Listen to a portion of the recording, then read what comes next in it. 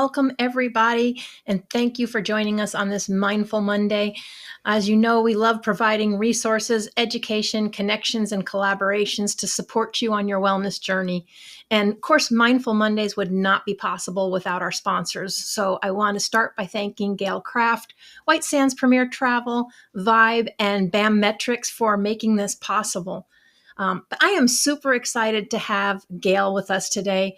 She is an incredible lady, and she has gone from the streets well, from the streets of Boston, okay, to the heights of corporate success. And her journey is nothing short of inspiring. So she, at 28, she turned her first business around, but that quest for purpose didn't stop there. And Gail has transformed her life through personal responsibility and growth and diving deep into the NLP, quantum linguistics, and meditation.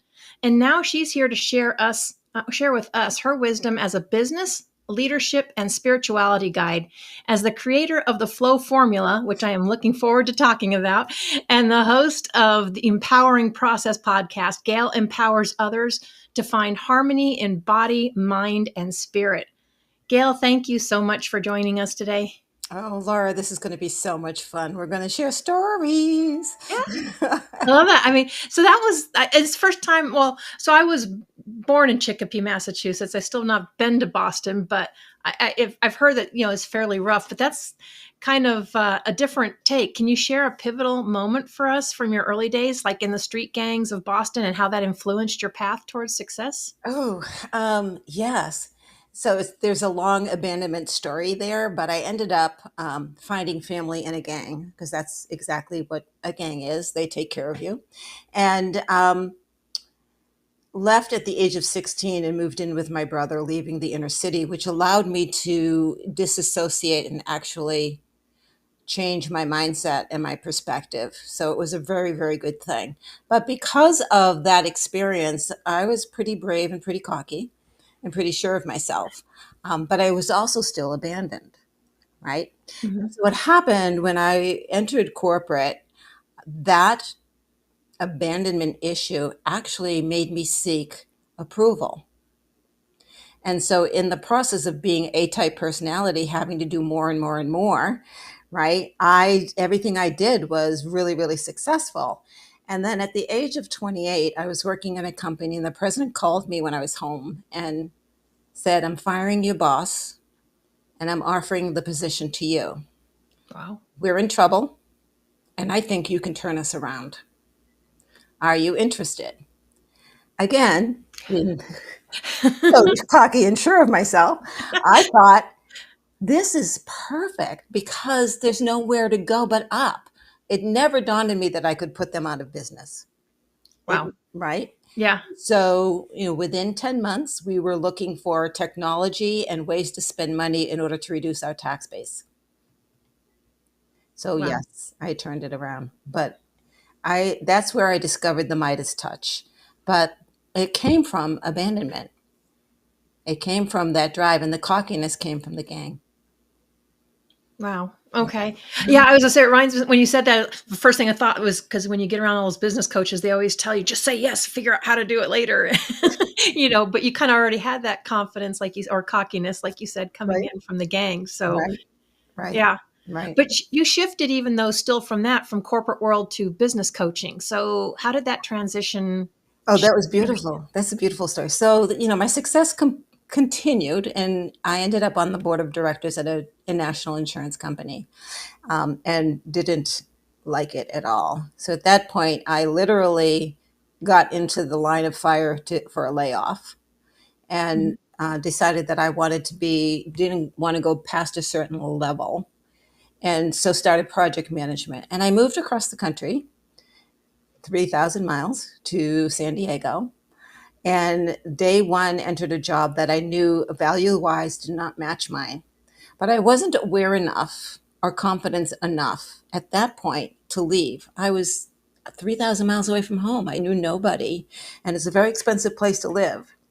So I thought I could make this work. After all, I've made everything in my life work up to that Mhm. point, right? Um, and I couldn't. It was not the right place for me, and I wouldn't leave. So the universe made it possible for me to leave by getting me fired, which was awesome because I hit such a terrible low, such a horrible person. I hated myself. I realized that the common denominator was me, and I needed to start taking a deeper look at myself and figure out what I wanted to do with my life. And I didn't want corporate. So I became a certified business coach using 6 disciplines process, which mirrors GE. I worked for GE for a while. And in that process, I said to the trainers when I was done, I said, this is a great process, great methodology. I love your tools. You have nothing here for people. And my experience has been if the people don't buy in first, it doesn't matter how good this is. Right. So I'm going to get me this thing called a life coach certification. I Have like you no put it, clue, this thing. right? Had Mhm. no idea what that meant. So that I could better communicate and get the buy-in from the people first. Day one, I knew that a lot of the tools and techniques that I was being taught were things I used anyway organically as a leader, that it was natural for me. I almost didn't even have to read. I could just pass the test and because I knew it. And I started being pulled. And that pull versus push has been the cornerstone of my life ever since. So let's back up a little bit because you've mentioned universe and pull, which I love. But when you get and you like you said, the universe was opening a door for you. But did you realize that at the time when you got fired? Because a lot of people, when they get fired, they're angry and Oh, they yeah. blame everybody else. So I was angry. I sued them. okay, All right. But it was when I couldn't stand who I had become. And I looked in the mirror and literally said, I don't like who you have become. And I'm surprised you have any friends left. This has got to change and it's up to you to change. And I still didn't look at the universe. I took responsibility and accountability for who I was, but I did know that I had to figure out what was going on inside, hmm, right, in order to change the reflection outside. And life coaching was the first step towards that. But I dove deep into NLP. I dove deep into quantum linguistics. And then I got exposed to quantum healing, sacred geometry, the Kabbalah. Just like one thing after another, after another, after another was presenting itself to me. I worked with motivational speakers for a while and learned the ins and outs and do's and don'ts there. And so it's been a constant growth ever since. Every year I grow exponentially. Every year. It's beautiful. wow. So did you? I mean, what kind of process was there a process you kind of went through, or do you just kind of stopped and looked and said you didn't like what you become? I mean, did you? What did that kind of look like? Because a lot of people, I think, struggle with that. Was Yeah. there? And I think I did struggle with that. I started watching my language before I understood words. I started watching my thought process. I took a look at what are capabilities versus skills, right? Skills can be learned, capabilities are innate, Mhm. right? And understanding the difference and then leaning on my innate capabilities. Like, what are those? I didn't even know what they were, right? Right. Yeah, I didn't even know what my core values were. I knew what values were because I've been in business, but those are BS. Those are something written on the wall, and no business follows what they write on the wall, right? Right. So there's a misalignment there. And so I started to understand misalignment versus alignment. And so as each step of me looking internally as to, well, what does this mean, and being curious, the opportunity to learn more and find different processes were presented to me. So yes, the coaching, I don't use any tool that I haven't used on myself with anybody, right? I go through Right. the process myself. And so I know what that experience is like. And I will use a process with someone that maybe didn't work for me, but I know what the process is like because what works for me isn't necessarily good, right? I need to Right. have that, like, oh, this works for me. I know it'll work for you. Impossible. We're all so different. But I've tried the tool and I know what to expect with the tool. Yeah. right? I always say that, tell people, I was like, everybody is different. And Yes. I always hate when coaches or leaders or mentors want to keep trying. I understand not reinventing the wheel, but stop trying to put me in a box that just doesn't fit. It doesn't work. It doesn't. How can you? So we could go on and on about how the Mhm. coaching industry will say one thing and then reflect another thing. So, I would say that in 2019, so it's before the big C happened, um, I started looking at everything as though it were a lie. And what this allowed me to do was to change my perspective Mhm. on absolutely everything to multiple perspectives, and have come to the conclusion that nothing is true, that it's all a story. It's all just a story. And so I can change anything by changing my story. Nice. Yeah. Yeah. And that's always definitely a different way to look at it. But I also know what you mean by the corporate, because I used to work with corporate and stuff. And it's kind of like the do as we say, not as we do kind of a thing. And I was like, that is not what I live by. No. I'm like you. If I'm helping somebody or recommending something, it's because it's something that helped me, that I am familiar with, that I went through, but I stay in my lane. you Yes. know, I don't try to go outside my lane. I'm happy to connect them to someone else that can help them. But yeah.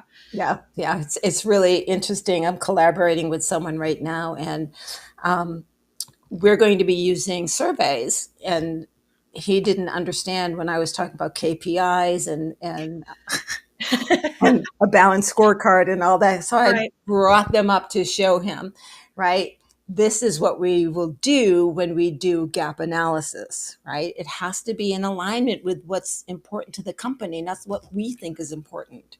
We don't matter to our customer, Right. right? And I don't matter to my customer. I don't, right? Yeah. Yeah. Yep. Right. With So, the all about providing the results or getting them, the results to where they wanna be. right. And holding the space for them to grow at their pace, Yeah. right? At their pace, which may be fast or slow or everything in between. So I'm on this journey. I've worked a lot with leaders, leaders who want to grow, leaders who want to go to another level, leaders who want to grow their team, their business. And so I was presenting crafting the flow formula. And the way that came up is I was doing keynotes on flow. And a gentleman called and asked if I was interested in being at his symposium. And I have a bunch of questions, because if I'm not the right speaker, I'll find the right speaker for you again. Mhm. So I said, well, what's the purpose of your symposium? And he said, disruption in leadership. Oh, how disruptive can I get? He said, as disruptive as you'd like. I said, who's the audience? And they were a bunch of leaders from IT. So I'm like, oh, so what does IT understand? They understand formula. So my flow keynote became a flow formula. Yeah. Right. Gotta speak their language I if you had to wanna get speak their their language. attention. I'll tell you, I had them up. I have an exercise that I used with them where you get up and you write your name on like a sticky note on your back.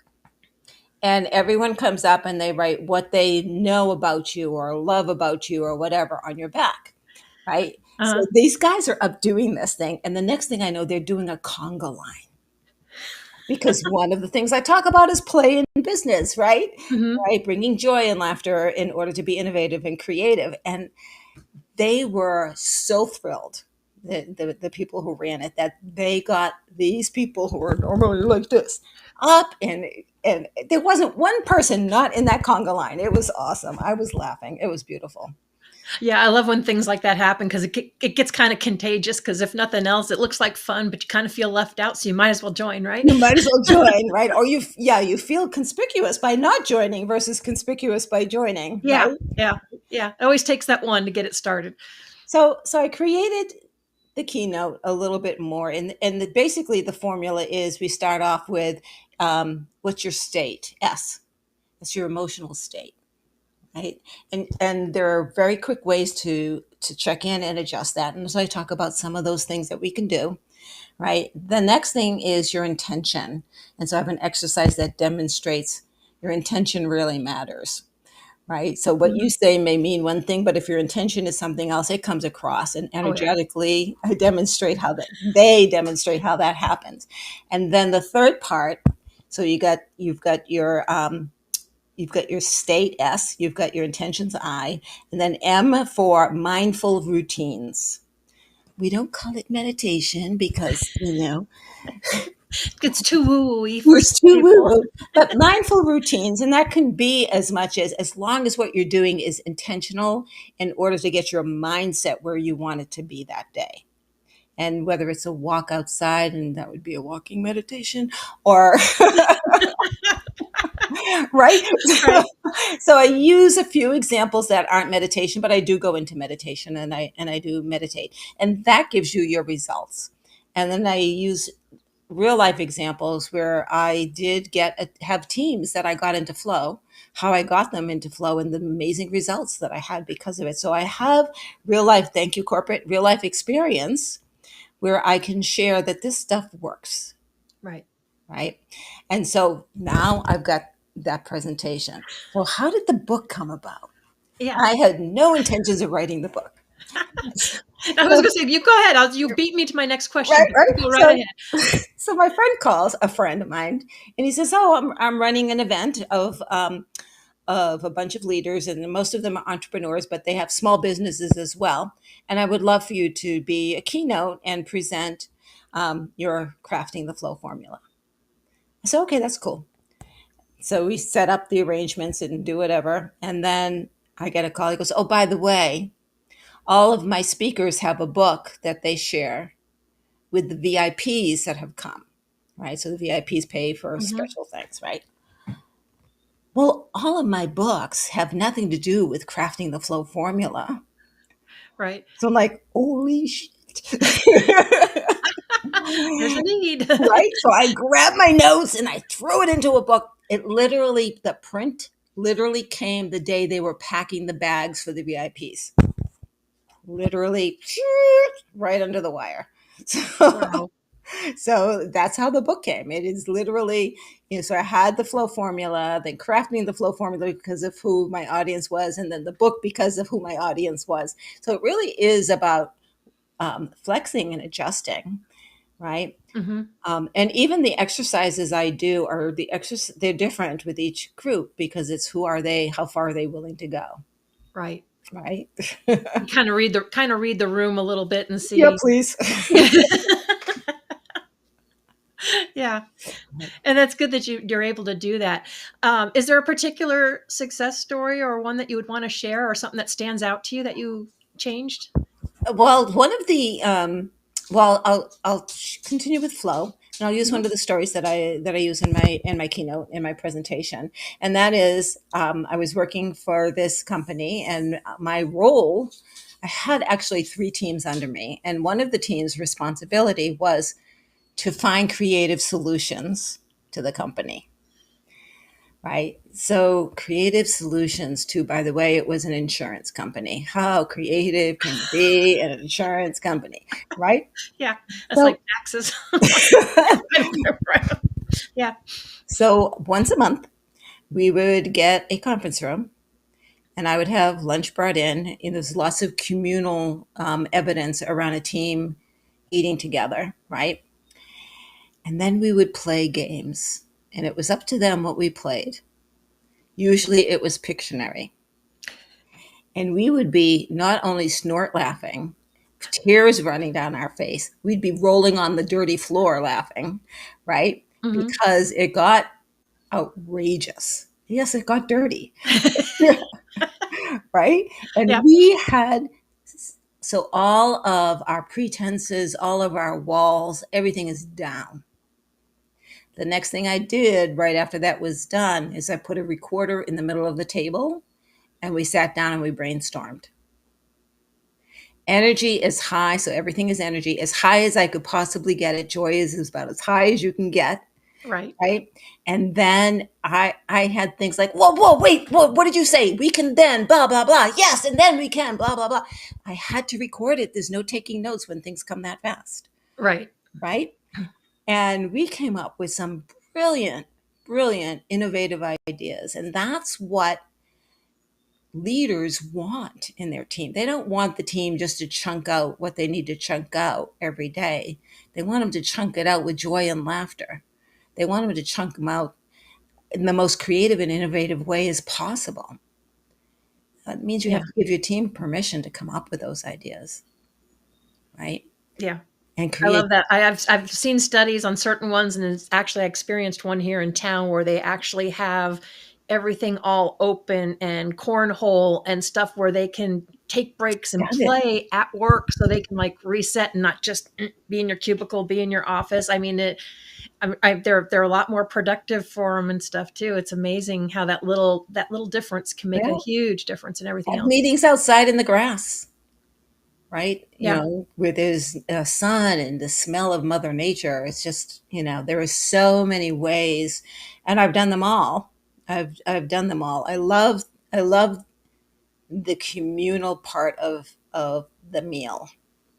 And honestly, if I had it in my budgets, I would be feeding my team every day, right? Yeah. Because that really creates a level of knowing each other like Hmm. family, Right. right? Yeah. Right. And it really is, beautiful things come out of that. Yeah. Yeah. Yeah.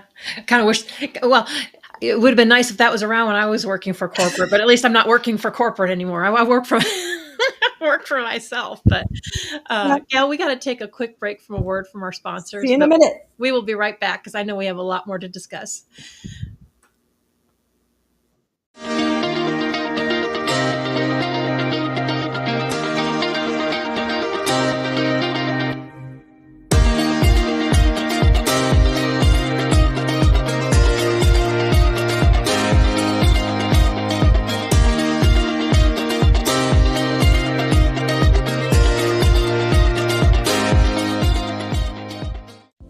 Relief for PTSD, anxiety, pain, insomnia, and many other ailments. Introducing Vibe, the world's only pocket PEMF device. You place in your pocket while cooking, cleaning, relaxing, watching TV, sitting at your computer, reading, or walking. Self-contained standalone device. No drugs. No other phone or Bluetooth connections required. No monthly subscription fees. No apps to download. No boson. The future of medicine is in the frequencies. Come join the revolution.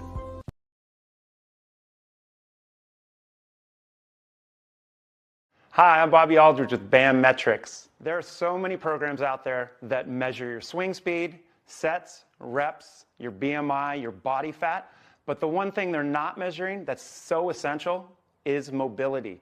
Mobility is the key. If you're measuring your mobility, your performance will get better and you will reduce your pain.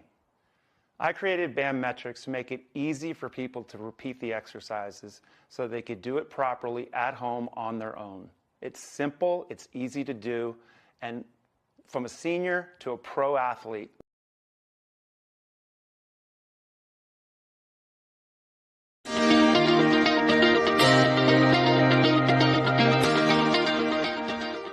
Gail, tell me when you use the flow formula, do you use it today for like even solo entrepreneurs or entrepreneurs? Do you ever hold retreats for it? I've not held retreats for it, but I do work with leaders on that. And part of the process includes language, of course. I do a lot of work with leaders on how they are speaking into the hearing, right? Understand Hmm. what that means, to speaking into the listening of the person that they're talking to, and how to use quantum linguistics in a way that is beneficial. Right? There are times that you want to say, you have to do this. And there are other times that you really don't want to say that. Right? Right. Right. Right. And there is, even the word need. So I have a story around the word need. I at one point gave up everything in San Diego and moved to Oregon to work for a motivational speaker.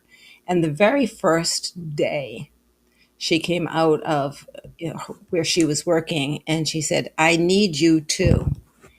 And by then, I was already pretty good with quantum linguistics, right? Already master trained in NLP. And the word need came up, and I thought, I'm in trouble. We've got someone that I am working with who is supposed to be a motivational speaker, someone who understands language using the word need. She's coming from a lack state. She's coming from a fear state. I'm in trouble, right? Right. Because I cannot, there are things that I am unable to do. I'll give you a very recent example. I was involved with a group. This was the last group I was involved with. I said it was going to be no more groups. I'm done. Wrong. Right? The universe always shows me where I'm wrong. And and I was helping the founder develop his technology foundation by being the project manager, right? Getting the technology people to talk together, to work together, solution together, and get things done. And I was doing it for free because I was helping him build this business. And we meet, and he says, I've never trusted anyone who's worked for me. Trust is my third value. My values are my boundaries, right? Right. So he said that, and I had to think about, because it kind of hit me between the eyes. I'm like, oh, this is a problem. So I called him back, and I said, we have a problem here. I can't make you trust me, and I can't work for someone who doesn't trust me, because they become untrustworthy. Right. Right. And he said, no, I'll work on it. I'm aware of it. I'll work on it. I said, well, this is your warning, because I cannot work for someone who, right? And so less than a week later, he's going behind my back to technology, redirecting. And so I called him and I said, I'm done. This is a boundary. And so one of the most important things, and that comes up with my training with leadership, is understanding that boundaries are very important, and that if there are no consequences, at GE we used to call it, there's no teeth in the metrics. Right. So the metrics don't matter. Right. And so if I had not first said, I can't work for you if that's the way it's going to be. So I warning shot. Right. And then the repeat, if I didn't lower the gun and take it straight aim, like I said I was going to, then my boundary is really just a complaint factory and not a boundary. Right. Yeah. I told a client one time, this is my favorite. So you allowed so-and-so to cross your boundary, and you didn't reinforce the boundary. You didn't say, hey, right? So here's what happens when you do that. They not only cross the boundary, they set up camp, and they start cooking, and they make a home there. There is no longer a boundary, and that's your fault, not theirs. Right. Right. Right. And so in leadership, what that translates to, in the same with the flow formula, what that's intention, right? Very clear about what your intentions are and the consequences of your intention. But understand that doing that from the first one, an emotional state, right, of activity, and the purpose is to meet a goal, a common goal that comes across really well. I was explaining to someone today, one of my successes in business is I expected nothing but the best from my team. I set the bar high. Right. But I was very, very clear. Here's your job description. What that means is here's the functionality. Here's what you need to do. Here's what I expect from you. Here are the tools to get there. If you need anything, I'm over there, and I will be glad to help you. Very clear boundaries and very clear consequences when they saw the first person let go. Right. Right. And it was not ever from, I let people go that I really adored, really were sweethearts, but I only asked them to show up. Can you just come into work today? Right. Right. Right. That's not too much to ask. You want to get paid? You should show Right, up. right. Just you don't even work. Just come in and sit down. Um, I'll share another story where integrity is part of intentions. I was working for an insurance company in the controller's department, and one of my staff let a refund go out that was outrageous without investigating it. And the CFO comes out swearing at the top of his lungs, "Who the fuck did this?" Right? Mm-hmm. I got physically between him and my team. She was literally behind me and said, "That's my fault. I'll take care of it." And you bet. All right. Then he went into his office. I waited a moment and then I called her into mine and I said, "This is my fault. There is a gap in my training and or my processes. You and I are going to figure that out." Yeah. Right. And Nice. I mean, you don't meet a lot of people that even will do that. It's normally just stuff rolls downhill, right? And right. Well, it yeah, does. It does. yeah, But it was my fault. There right, was obviously something she didn't understand about the process, and that's my fault. Right. And that's where I learned how to be a trainer because the fault was me not saying to her, "So tell me what you heard me say." Right. And that's part right, of communication and that I learned a long time ago. So you don't hear what I say. And now because of NLP, I understand why. Right. You don't hear everything I say. And when you do, you've twisted to a way that you understand it. And to the what you want to picture, hear. right. And the picture is totally different. And so if I ask you to repeat back to me what you heard, I'm not being arrogant. I want to be sure that I have communicated clearly enough for you to get what I'm trying to communicate. Right. It's that simple. Um, One of the other tools, and this is quantum linguistics, is understanding when I hear generalizations.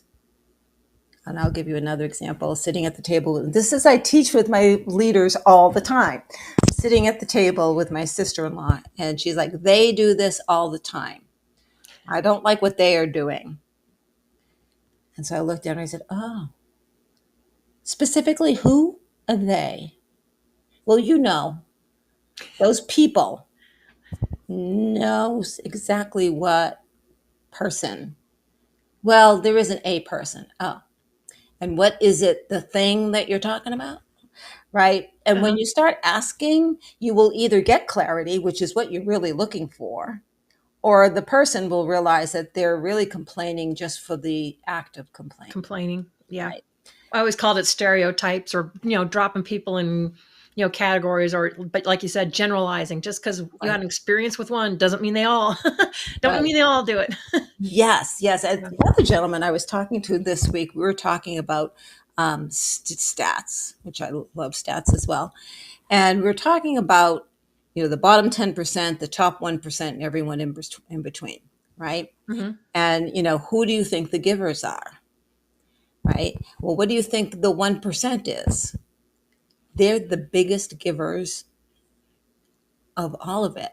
And most people will say they're takers, and they're not. It's actually the bottom 10, Right. right, that are the takers that are complaining about the top one, not giving it Again, up. perceptions, probably previous experiences, but yeah, Right. they meet one and they think, "Oh my God, they're all that way." Exactly. Yeah. Exactly. There's one, but what about all of the rest? And you're blind to all of the rest. And that's what we do in our brain. And someday I'll give you an NLP. This is how the brain filters Mhm. and what we do. And understanding that's one of the reasons why I don't call myself a coach, because the second I say that word, I go into a folder. You think you have a preconceived idea of what a coach is. And Right. I'm not that. And neither are you. No, and that's another one people have generalizations about. I told people I am the entrepreneur of me. It's Right? like, do not Right? stick a label on me. Don't put me in a box. Right, right. Even the word empowerment. I used empowerment, I would say almost 10 years ago. And now everybody's using empowerment and everyone has a preconceived idea of what that means. Right. And Yeah. so I've already written a book about it. So that kind of puts me in that Got it stuck there. I know, but do you think that'll ever not happen? I mean, normally it just takes time. I don't care what words you come up with. All of a sudden, it's going to be a buzzword. It's going to get overused, and then people will have their own generalizations about it. Right? That's generally how it goes. Generally, Generally. it's because our brain has to be efficient. Our conscious brain, our subconscious brain takes in everything, but our conscious brain has to. So I'll give you a quick. Right around me right now, there are literally 3 billion bits of information. That's billion. You know, there's the light, there's the air, there's so much that is going on around me right now. My brain can take in 750. So it blocks the rest, Right. right? And then what it brings in order for me to understand it, we'll generalize it. They put it in a bucket, coach, and then take a picture and create what I think that is based on my emotions, my biases, my beliefs. And so now what you have just said to me is not at all what you communicated. Right? But if I repeat back to you, now you're receiving it through your set of filters. And I tell leaders when I explain this, and you think you're communicating. Really? Yeah. Yeah. And that's a very good point. I was wondering, can you explain maybe a little more detail what quantum linguistics is? I know quantum energy fields. I'm familiar with that. I've never heard quantum linguistics before. So quantum linguistics is a way to communicate, to use all the quadrants of your brain. Right? And there is, I will give you the questions that literally will frustrate you, but force you to use the different quadrants of your brain on any situation. So, hey, so Laurie, you want to own a yacht someday, right? What will it look like when you have that yacht? What will it look like? And you journal what it will look like. So that's a will, right? What will it not look like? That's a not. Right? If you didn't have it, what will happen? That's not a not. And if you didn't have it, what wouldn't happen? That's 2 negatives. Right. The answers are not the same. Some people try to generalize and make them the same. And the frustration is, if you're working with me, I'll go, yeah, no, listen to the language, listen to the words. And I'll give you you can have a breakthrough by working with these questions immediately. And the last thing I will say to you, so what were you pretending to believe to think you had a problem? Because you just had a breakthrough. Right? Yeah. Right? I did this in a workshop when I first learned about it. And one woman was in tears at the end. And she had been lackadaisical about her health. You know, yeah, I'll go on a diet tomorrow. And she said, I just realized that if I don't get my act together, I will not see my grandchildren. It is important for them, for me to get my act together. Yeah. Right? So it can have a profound impact on you. So that's quantum linguistics, is forcing you to think from every quadrant of your brain. Kind of reminds me of the tests and stuff that they do on the 16 personalities and the disc, and it's like, what are these questions? And it's like, even when you know it's trying to get at it, and I try to cheat, it's like it'll still come out. I'll still get kind of like the same results. It still gets around it. It's amazing how that works. You are who you are. Yep. It's interesting taking those tests at different points in your life, because there are certain things. For example, the first time that I took an emotional intelligence test, very intense test. Mm-hmm. You're hitting your mic. I hit Yes. 119. Mm-hmm. The average person hits 80 on the score. And I'm like, well, that's really interesting. And it was at a company. And I go to a meeting, and my leaders were arguing with the trainers because their scores were low. This is the company that I got fired from. Right. And I'm sitting there going, oh, Gail, this is what the problem is. this is not good. No, no, nope. No, this is not good. So, and I've taken EI tests since then. EI is something that you can work on. That is what you do work on when you're working with a guide that is a personal development guide, which is you are and I am. That's what that's all about, is about taking the person, whether you're in business and you're looking from a business perspective or you're looking from a relationship perspective. Right. You're learning how to emotionally be intelligent. And that doesn't mean suppress your emotions. And that doesn't mean don't cry. That means cry your eyes out. It means know why you're crying. Yeah. It means release when you cry. Right? And it's cleansing. It's a beautiful thing. Yeah. You said release, and that reminded me of someone else said, because like you said, it's power in words, right? Because how many times do we say, I want to lose so many pounds? It's like, no, you don't want to lose it, because that means your brain wants to go find it again. So Right. release. Release. So I am releasing that Right. way. So we'll talk about that. So that's, again, so that's a part of the mindful routine, is being aware of your language, right? Mm-hmm.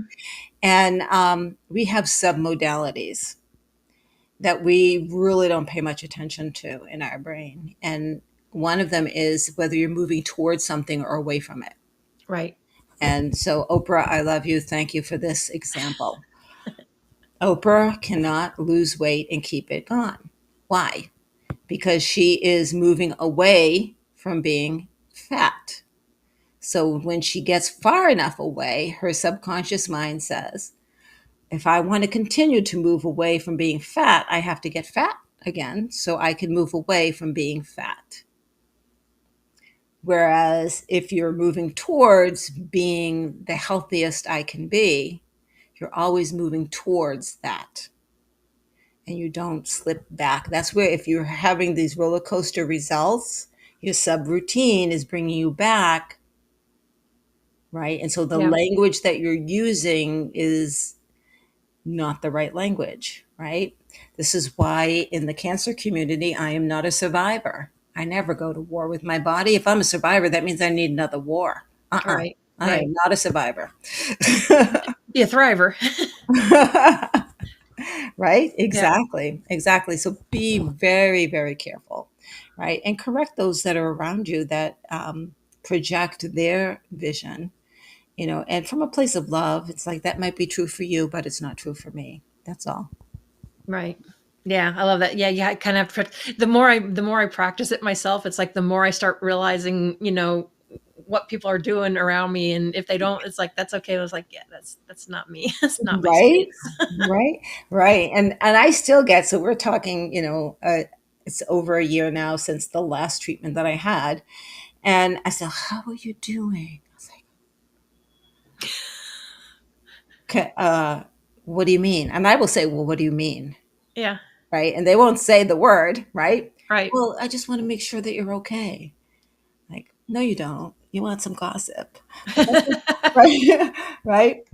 And I'll answer quite honestly, I'm healthier now than I ever was. Mm-hmm.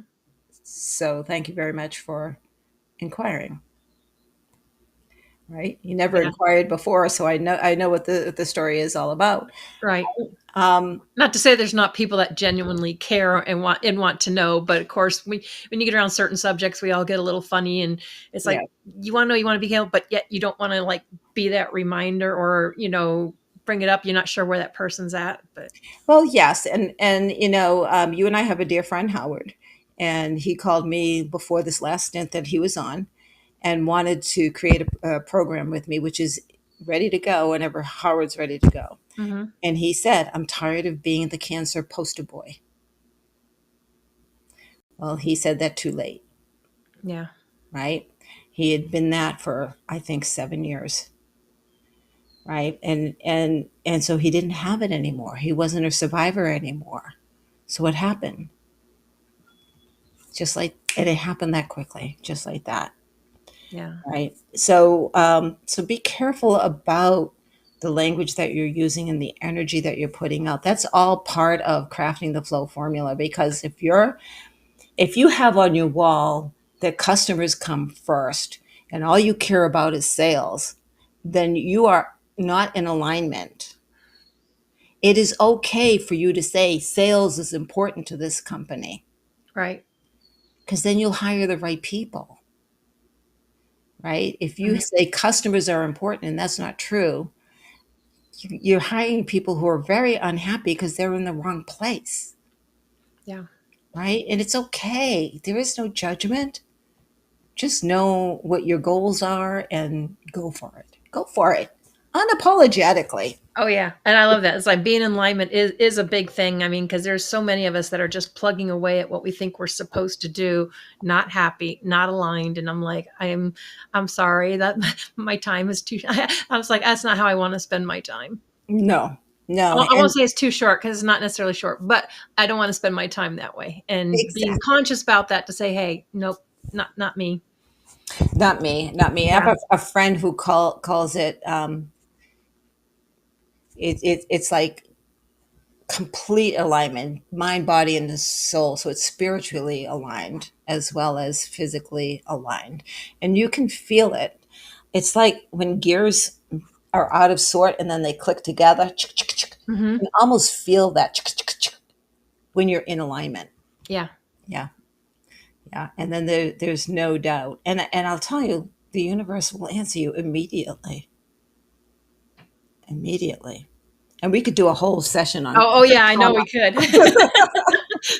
I won't go down We that only got rabbit about hole. 8 minutes. We only got about 8 minutes left, but Right. I know, so we can't get down that go down that rabbit hole. But you've authored 6 books. So you want to tell us all a little bit about the books, what they're about, what you're hoping people to take away from that? Yeah. It's actually 8 now. Okay, sorry. But 4 of them are collaborations, which means I have a chapter in Right. each one, right? And I was invited in for every single one. So, I got a call, hey, we're doing a book on this. Would you like to have a chapter in it? Um, okay. Right. Let me Right. think what story.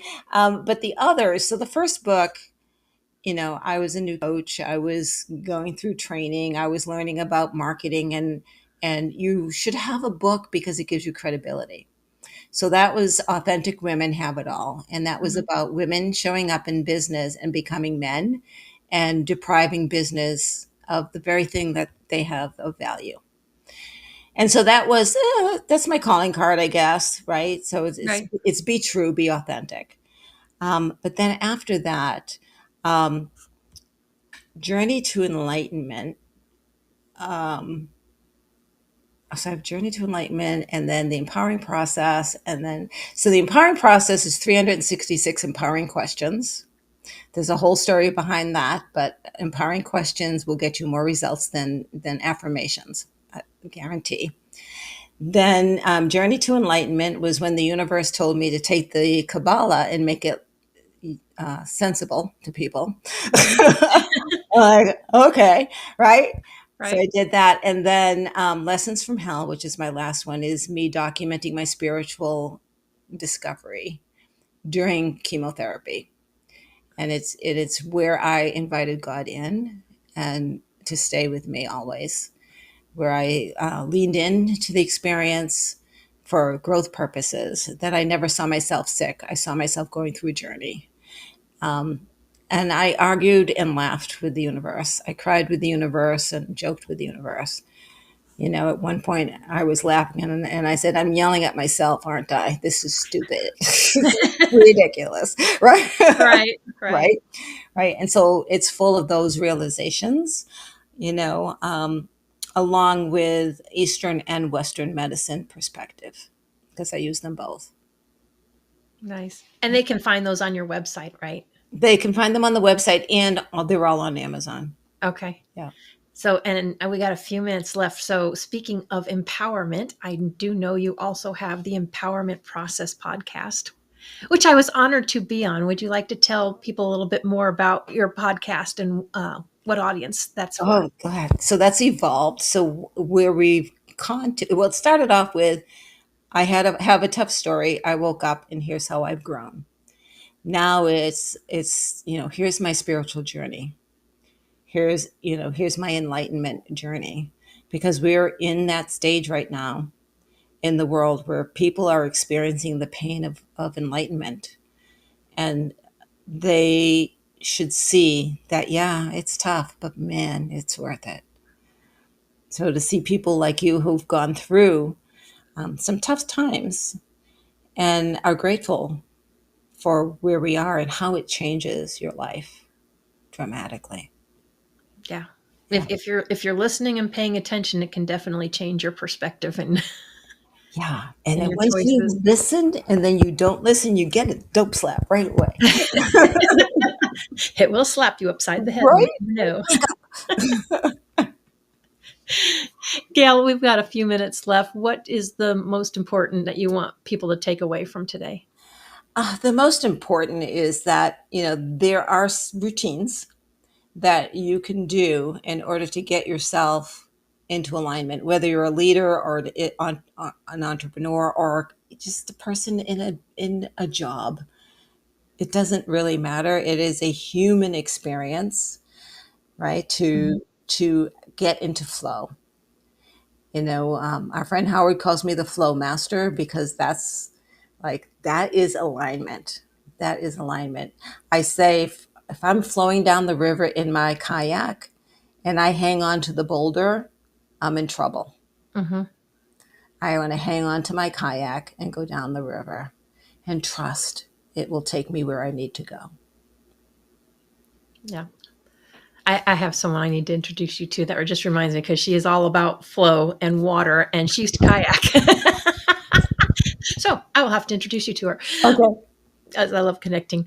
But yeah, I want to thank you so much for joining us. And I look forward to having you back again, because I know there is so much more that you and I can talk about. We could go on. I know. I know. It's very easy to do. So yeah, everybody, I hope you enjoyed this episode. Gail is absolutely wonderful. She's got so much knowledge and nuggets to share. And I know we didn't even scratch the surface, but there is her website there that you can connect with her. I personally look forward to getting those books and reading some of those too, because I always love reading about the different journeys. I love getting the different perspectives. So, It's been yeah. awesome. Laura, thank you so much for your time, and audience, thank you for listening to us. You bet. So I want to wish everybody a wonderful week, and we will see you next time on Mindful Mondays with Laura Cross. So don't miss it. Bye. Bye-bye.